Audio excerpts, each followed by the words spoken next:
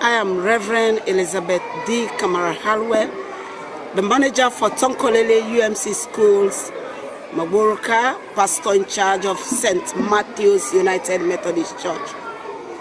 I started experiencing Christ in my life after the death of my husband.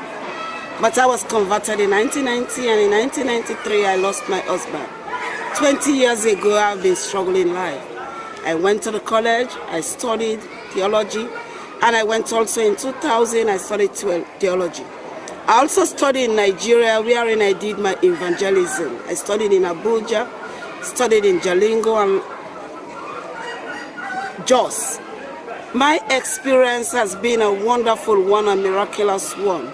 Despite the hiccups, despite the loopholes, but because of the strong faith that I have in Jesus Christ, I want to thank God for that. Taking up the cross of Jesus is not an easy task. Following Jesus Christ and entering into the deep is not an easy task. When Christ made the disciples, he said, launch into the deep. And I have been launching into the deep. When I launched into the deep, I never regretted it.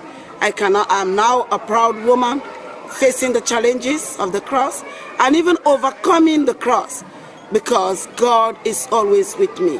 I know that I have a friend who is Jesus, and that friend has never disappointed me, neither disowned me. Working for Christ is not an easy task, especially a single woman and a widow for that matter. The community where I find myself, a lot of Muslims and many churches, but because of the faith that I have, I've put up a confidence in me and I've built up my own capacity and face the challenges. The whole essence of a Christian life is just a discipline and integrity.